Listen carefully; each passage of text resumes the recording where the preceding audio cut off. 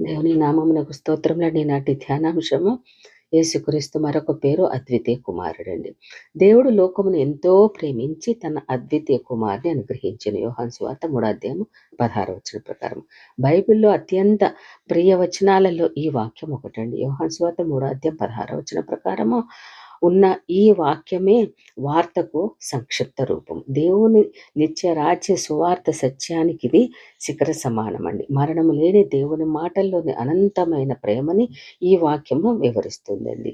ఈ వాక్యములోని దేవుని వ్యక్తిత్వంలో తండ్రి పాత్రను వివరిస్తుంది. ఆయన సృష్టికర్త అని, అంతిమ సత్యమని, పరలోకపు తండ్రి అని వివరిస్తుందండి. దేవుని ప్రేమను వర్ణిస్తూ ఆయన ఎంతో ప్రేమించను అని ఆ వాక్యము వివరిస్తుంది. నిజానికి అంతటి ప్రేమకి మనము అర్హులమా అనర్హులమా? ఆ వాక్యములో ఆయన మనకే అనుగ్రహించను అనే మాట మనకు జీవాన్ని, బ్రతుకును, సంపదని, సౌందర్యాన్ని, కొరతలేని ఆశీర్వాదాన్ని అనుగ్రహించినాడని వివరిస్తుందండి. విలువ కట్టలేని పరలోకపు బలిపశువుగా దేవుడు తన అద్వితీయ కుమారుడిని అనుగ్రహించడానికి కూడా ఈ వాక్యము వివరిస్తుందండి. అద్వితీయ కుమారుడు అనగా ఇంకొక కుమారుడు లేడు. ద్వితీయ అనేది ఇంకొకటి లేదండి. అద్వితీయ కుమారుడు ఒక్కటే కుమారుడు. అద్వితీయ ఏకైక అనే పదాలు దేవునికి తన కుమారునితో ఉన్న అమూల్యమైన ప్రత్యేకమైన సంబంధాన్ని వివరిస్తున్నాయండి. మానవులముగా మన ప్రియమైన వారెవరూ బాధపడుతున్నా మనం ఎంతో బాధపడతాము. ప్రేమను బట్టి మన హృదయం అనే భూమికి కలిగే భూకంపాల తీవ్రత రెక్టర్ స్కేలుపై ఎంతో ఎక్కువగా ఉండే అవకాశం ఉంటుంది. దేవుడు మనుషుల కోసం అత్యున్నతమైన బలిదానం చేశారు కదండి.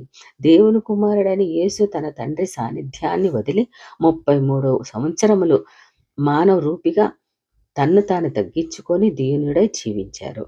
తన కుమారుడైన యేసు పొందిన అన్యాయాన్ని చూచి తండ్రి అయిన దేవుడు ఎంతో ఆవేదన అనుభవించాడో మనము ఊహించడం కష్టమేనండి. ఆయనకి ఒక్కడైన ఏకైక కుమారుడు కదా.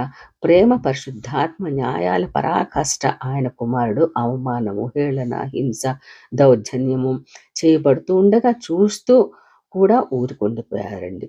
ఆ శిలువ వేసిన రోజున మధ్యాహ్నం 3 గంటల ప్రాంతంలో కమ్మిన చీకటి తన కుమారుడు పొందుతున్న మౌన బాధను చూడలేక బహుశా దేవుడే కలిగించాడేమో అని కొందరంటారని. ఇంతకీ తండ్రి చేసిన ఈ మహిమాన్వితమైన బలియాగం ఎవరి కోసమండి?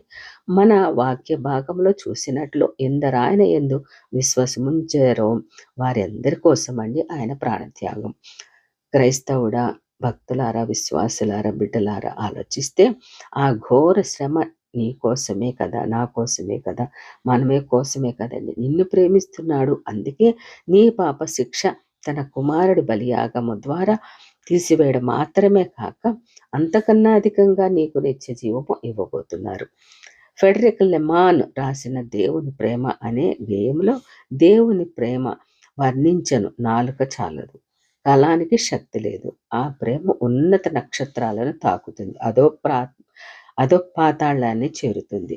పతనమైన తొలి జంట తలలోలించుకంటే తల ఉంచుకుంటే తన ఏకైక కుమారుడిని జయించడానికి పంపాడు. దోషి అయిన కుమారుడిని సమాధానపరచడానికి నిర్దోష కుమారుని ద్వారా క్షమించాడండి. సముద్ర రాశి అంత సిరా తీసుకుని ఆకాశం అంత కాగితం పరచి భూమి మీద ఉన్న ప్రతి పుల్లలను తీసుకొని రాయగలిగిన ప్రతి నీతి శాస్త్రానికి దేవుని ప్రేమను వ్రాయమని చెబితే సముద్రం ఎండిపోతుందటండి. ఆకాశ మండలాలు తరిగిపోతాయట.